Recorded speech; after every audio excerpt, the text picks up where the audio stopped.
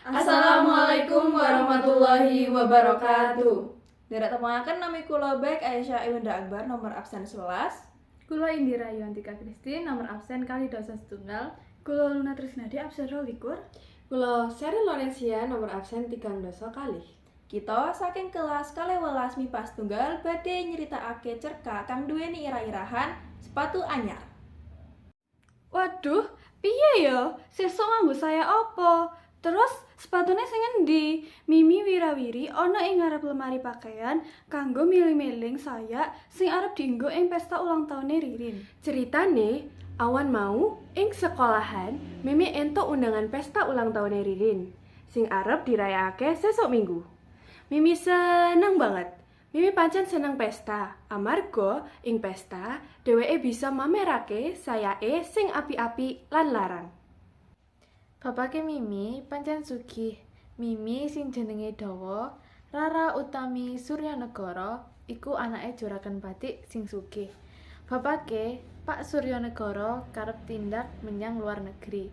Mimi karep ditukokake barang-barang sing larang saka luar negeri.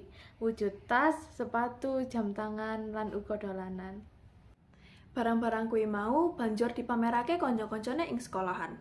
Awan iki, sawise mulih sekolah, Mimi banjur mlebu ing kamari. Kabeh isi lemarine diobrak-abrik, saya, tas lan macem-macem panganggon liyane kayata anting-anting, kalung, gelang lan ali-ali ditokke kabeh.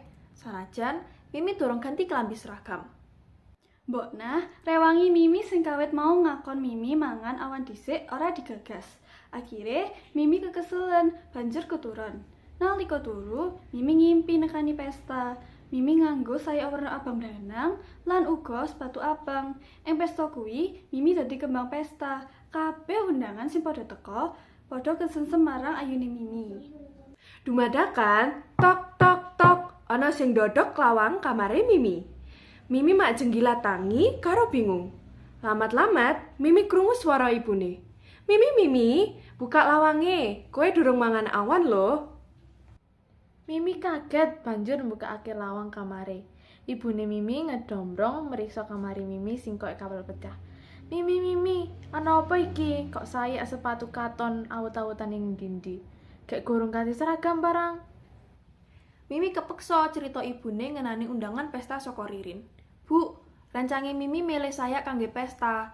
Dinten menika sampun dinten Jumat lho, minjing Sabtu, dados kantun kalih dinten pestanipun. Iya, mengko ibu pilihke. Saiki ganti klambimu dhisik, terus mangan awan, dawuhe ibune Mimi. Inggih, Bos, wangsulane Mimi. Mbok arepa ibune wis milihake sayak pesta kanggo Mimi. Nanging Mimi isih durung ayem atine. Saben bengi dheweke ngilo karo matut-matutake awake sing nganggo sayak pesta. Mimi mlaku wirawiri megal-megal koyo prakawati nganti tengah wengi. Nganti rong dina iki dheweke tangi kawanan terus. Akhire wis tekan malam minggu. Sesuk isuk kuwi dina sing diintenteni Mimi. Bengi iku Mimi ora iso turu. Mimi terus mbayangake ramene pesta ulang tahun ing omahe Ririn. Ah, aku mesti dadi tamu sing paling ayu, batine Mimi. Dandanane Sari, Lia, Dini mesti biasa-biasa wae. Sayake mesti ya rapi kaya sayakku. Mimi ngelamun terus, nganti ora krasa yen wis jam 1 bengi. Nanging akhire Mimi keturuan dhewe. Mimi angler nganti ngimpi apik banget. Dumadakan, kukuruyuk, suara jago kluruk wis muni bola-bali. Nanging nganti srengenge dhuwur, Mimi durung tangi. Ora ana wong sing nangekno Mimi. Mbok nah wis mangkat menyang pasar lan bapak ibune Mimi uga wis tindak mlayu-mlayu isuk. Kaya biasane yen dina Minggu isuk. Mimi jenggelek tangi nalika krungu jam tembok muni ping 9. Wis jam 09.00. Aku telat tekoin pesta. Mimi bingung dhewe. Mimi banjur mlayu menyang kolah. Adus biar biur. Bubar adus, Mimi langsung nyaut saya pesta sing wis dipilihake ibune. Banjur satset-satset dandan lan pupuran. Ora lali nganggo bando, anting-anting, kalung, lan gelang. Ora krasa, jam ini debu ing dhuwur meja riase Mimi padome ana ing angka 10. Waduh, Mimi saya kemrungsung. Mimi nyaut sepatune sing ditata ing rak sepatu. Sepatune Mimi akeh banget, pirang-pirang pasang. Mimi kesusu banget. Mimi langsung ngakon supire, Pak Pardi ngeterake menyang omahe Ririn. Nalika tekan omahe Ririn, pesta ulang tahun wis dimulai. Mimi mlangkah mlaku katon yakin menyang tengah-tengah ruang pesta.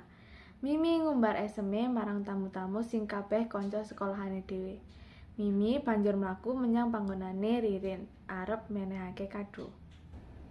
Pas mlaku kuwi, kabeh kanca-kancane padha ngulati Mimi karo mesem-mesem.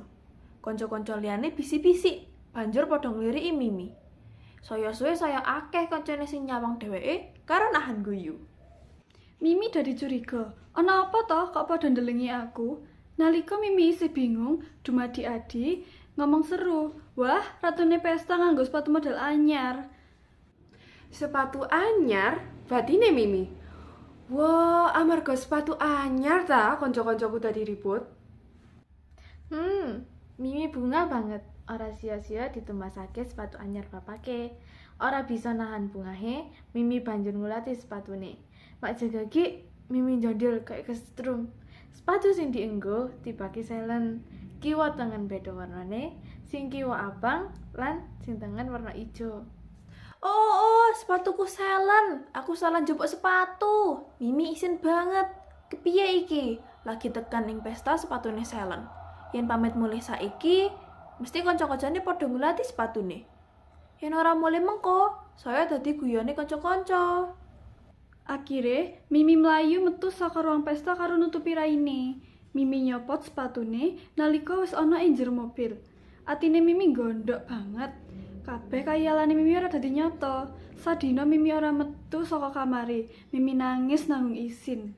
Matur nuwun sampun ngrungokake cerkak saking kelompok kita. Wassalamualaikum warahmatullahi wabarakatuh.